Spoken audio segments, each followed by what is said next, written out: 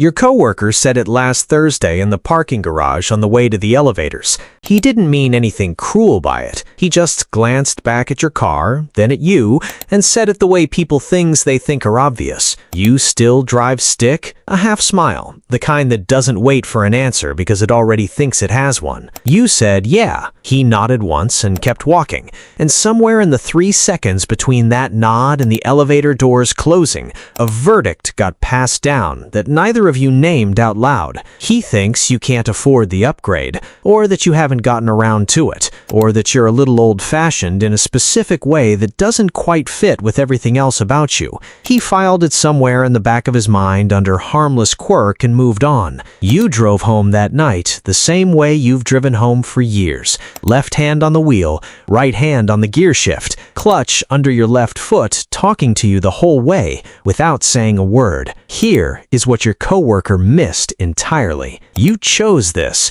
not because it was cheaper, not because you didn't get around to updating, not because you're sentimental about machinery in a way that doesn't translate. You chose it the same way you've chosen most things that matter in your life, deliberately, quietly, and without any particular interest in explaining yourself to the parking garage. But let's go back further, because the story of why someone still drives manual in 2026 isn't really about cars. It never was. It's about a specific way of moving through the world that shows up in the clutch pedal the same way it shows up in everything else about how you live. You learned on a 1998 Civic your uncle kept in a church lot.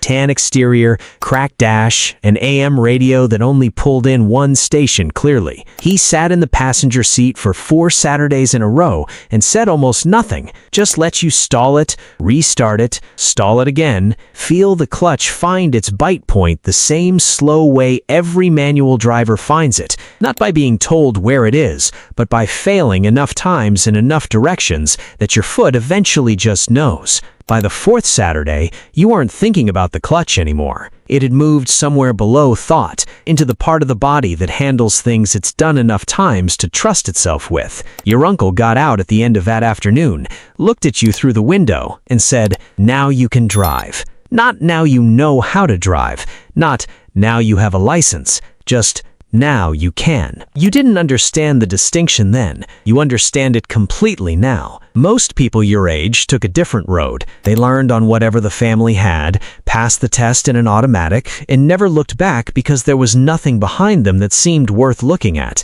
Automatic is easier. Automatic is objectively, mechanically, measurably easier. Nobody argues that. The car does what it does, you point it at your destination, and you arrive. Simple. The thing nobody says about simple is that simple has a cost that doesn't show up on the sticker. In 2025, a professor's research confirmed something manual drivers already knew in their feet.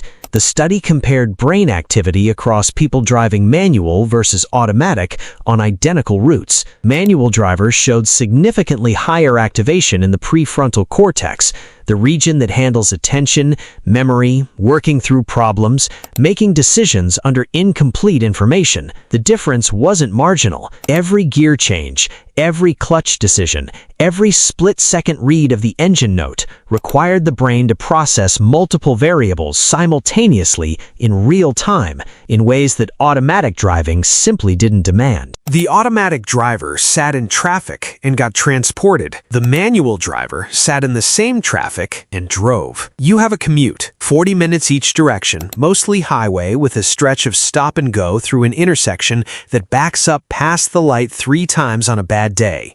Everyone around you uses that time to make phone calls or listen to podcasts or stare out the window waiting for the road to move. You use it to drive, not perform driving, actually drive. Clutch, gear, throttle, the exact weight of the wheel when the road surface changes, the way the engine pitch tells you before the RPM gauge does that 3rd gear is asking for 4th. Your brain is working the whole time, fully, in a way that costs nothing and returns more than most things you deliberately do for your mental health. You've never quite figured out how to explain that to someone who's never felt it. It's like explaining color to someone who's only ever seen photographs. Here's the other thing. Open the hood of your car right now and look at it. Actually, look at it. You know what you're seeing, not because you're a mechanic. you're not, but because a manual drivetrain from a car built before GPS was standard is a system a human being can understand. Oil here, belt there. The clutch wears down over time, and when it does, you can feel it changing months before it fails, a gradual softening of that bite point, the engine revving slightly higher than the speed warrants. You know what that means. You know because the car has been talking to you the entire time you've owned it, and you've been paying attention. Take the same make and model in an automatic built in the last several years. Sealed systems, software-controlled everything. A warning light appears, and you have two options. Take it to a dealership with proprietary diagnostic equipment, or ignore it and hope. You cannot plug in your own reader most of the time. You cannot reset certain systems without manufacturer codes. You cannot, in a meaningful sense, fully own the car, the way the car's title suggests you own it. You are a licensed user of a vehicle that ultimately answers to a company that may not even exist in 15 years. The manual driver owns something different, not just a car, the actual relationship with a machine, one that has no secrets from you, that tells you everything through your hands and feet, in the sounds it makes at different loads and speeds. Nobody can lock you out of that. Nobody can issue a software update that changes how your clutch feels without asking. The car you drive is yours in a way that feels increasingly rare. Your neighbor bought new 2 years ago. Enormous thing. Touchscreen bigger than the television in your first apartment. A camera for every angle. A computer that parallel parks itself while you sit there with your hands in your lap feeling vaguely useless. He loves it. He talks about it. The features, the updates that download overnight, the new capabilities that appear one morning without him doing anything. You've nodded through these conversations. You've listened. And somewhere in the middle of them, you've noticed something he hasn't. Every capability he describes is something the car does, not something he does, not something he learned, not something that transfers to any other context. Features, all of them. Things he consumes, not things he knows. You don't say this to him. It wouldn't land right. It would sound like sour grapes from a man with an older car, which is not what it is, but that's how it would travel across the driveway. The philosophy that keeps you in a manual car is the same one that kept you in your house when everyone was buying bigger ones in 2019. The same one that had you paying off debt in a season when the advice was to leverage everything into appreciating assets. The same one that makes you fix things before replacing them, make decisions before outsourcing them, understand things before delegating them. It is a consistent internal position that has nothing to do with cars specifically, but shows up in the car the same way a person's character shows up in everything eventually. Stay engaged. Know what you own. Don't let the machine think for you just because it can. There is a version of convenience that improves your life. Running water, electric lights, the ability to video call your mother from a device in your pocket. These are genuine improvements, things that give you time and capacity you put toward things that matter. Nobody rational argues against them. There is another version of convenience that quietly removes you from your own experience without asking permission, that turns drivers into passengers in their own cars, decision makers into people who wait for a recommendation, skilled people into people who used to have a skill before there was an easier way. This version of convenience markets itself exactly like the first kind. It uses the same language, progress, upgrade, modern, and it is not the same thing at all. You have gotten good over the years at telling the difference. It costs you something sometimes. It costs you the slight embarrassment in the parking garage when a coworker glances back at your car and nods in that particular way. It costs you the conversations at dinner where someone talks about their car's self-parking feature and you have nothing equivalent to add. It costs you, occasionally, the feeling of being visibly out of step with the direction everyone else seems to be moving in without looking back. What it gives you is harder to measure and more important to keep. Marcus from accounting drives a 3-year-old automatic with driver assistance features that handle most of the highway. He told you once that he barely thinks about driving anymore. That's the phrase he used. Barely thinks about it. He meant it as a relief. He said it the way people describe getting a task off their plate. You listened to him say it and thought about your 40-minute commute and what it would mean to not be thinking through it, what else you'd think about instead, whether that other thing would be more valuable than the thing you'd be giving up. You decided it wouldn't. Not for you. Not with this particular trade. Because here is the uncomfortable truth about defaulting to convenience for everything. The parts of you that you don't use tend to become the parts of you that aren't there anymore. Not immediately, gradually. The way a language you stop speaking gets quieter over years until one day you can't remember whether it's "sare" or a star in a sentence you used to say without thinking. The capacities you outsource are not banked somewhere. They erode, and you don't feel them going because the convenience fills the space before the absence can register. The manual driver is not being stubborn about technology. The manual driver is being specific about which parts of their experience they are and are not willing to let go of. That is a different thing entirely. Your clutch is about 70%, you'd estimate, maybe 75%. You can feel it in the engagement point, slightly higher off the floor than it was 2 years ago. You'll need to address it at some point in the next 18 months. You know this because you've been paying attention. The car told you, gradually, in the way manual cars tell their owners things.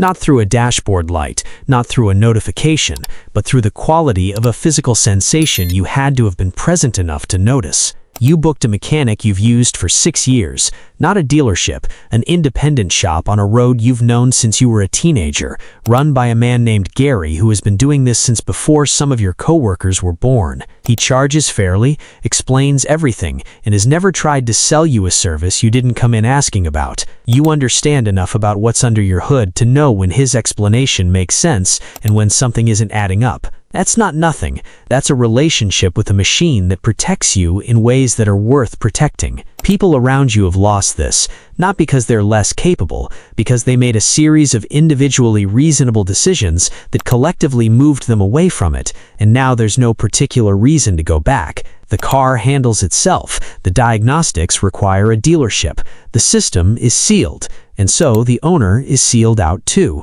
Gradually, politely, in exchange for features and convenience that are genuinely impressive and genuinely not the whole trade. You think about this sometimes on the 40-minute commute. Left hand on the wheel, right hand shifting into fourth as the highway opens up, the engine settling into its highway note, everything working the way you know it's working because you can feel each system through your hands and feet in real time. The car is not performing competence. The car is just doing what it does, honestly, without interface or abstraction, and you are right there with it the whole time. That's the thing. That's the thing that's almost impossible to explain to someone who's never sat behind a clutch and learned to find the bite points by failing their way toward it on 4 consecutive Saturdays in a church lot. It's not about the car. It's never been about the car. It's about what it means to stay in the room with the things you own, to know them, to feel them communicate and communicate back, to understand that convenience isn't always a gift, that sometimes it's a trade, and sometimes what you trade away is worth more than what you get in return, and that the only way to tell the difference is to have been present enough in enough places over enough time to know what real engagement feels like from the inside. Your coworker parks his automatic on the 3rd floor and barely thinks about driving anymore. His words, he gained something real. Time, ease, one fewer thing demanding his attention in a day that already has too many things. You gained something too. You just can't show it on a feature list. The gear clicks into place at exactly the right moment, the way it does every time when you've been paying attention and the car is doing what you've learned to ask it to do. The highway opens up, and the engine settles, and the commute does its quiet brain exercise, while everyone around you gets transported. You drive. Not operated, not used, not navigated to your destination by a system that barely needs you there. Driven. They call it old-fashioned. You call it yours. And every single time that gear click lands exactly where it should, you understand something the automatic driver gave away the day they switched, probably without realizing what they were giving, or that there had been something there worth keeping at all. So here's what I want to know. Do you still drive manual? What car? How long? And what is the one thing about it, the one specific feeling or moment or sound that you've never been able to fully translate into words for someone who's only ever driven automatic? Put it in the comments. I read every single one, because the people who are still pressing a clutch in 2026 tend to have something to say about why, and it almost never starts with the car.